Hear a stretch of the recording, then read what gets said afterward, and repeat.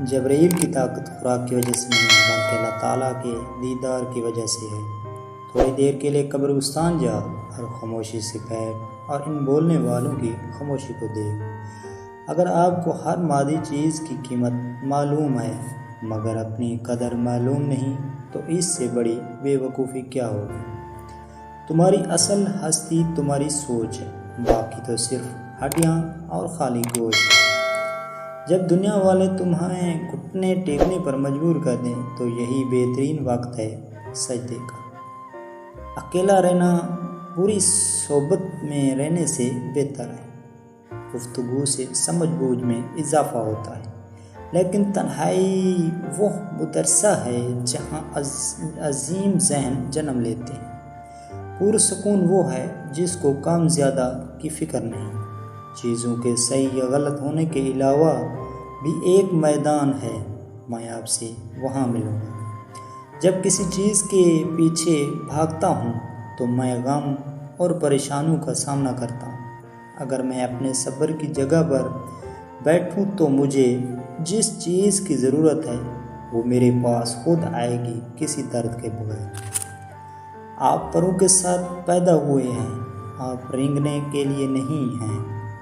آپ کے پاس جو پر ہیں انہیں استعمال کرنا اور لڑنا سیکھو۔ اداس دوست کے ساتھ دیر تک مت بیٹھو۔ جب باغ میں جاتے ہیں تو کیا آپ جھاڑیوں کو دیکھتے ہیں؟ تمہارے ساتھ جو بھی ہو جائے مایوس مت ہو، چاہے سارے دروازے بند ہو جائیں۔ تمہارے لیے ایک خفیہ راستہ ہے جو کسی کو معلوم نہیں ہے، تم اسے بھی دیکھ نہیں سکتے، آپ صرف شکر گزار رہیں۔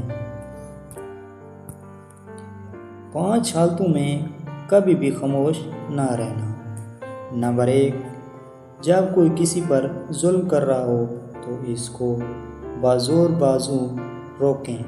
اگر یہ نہ ہو سکے تو کم از کم اپنی زبان سے کچھ بول دیں، لیکن خاموش نہ رہیں۔ نمبر 2، جب کوئی آپ کی عزت اور خود مختاری کو چیلنج کرے تو دشمن کے سامنے چٹان کر ڈٹ جائیں، لیکن خاموش نہ رہیں۔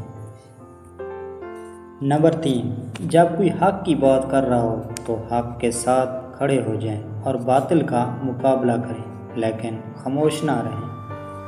نمبر 4، جب کوئی آپ کے دین اور آپ کے نبی کی توہین کر رہا ہو تو اس وقت بھی خاموش نہ رہیں بلکہ نبی کے ناموس کی خاطر نکلیں۔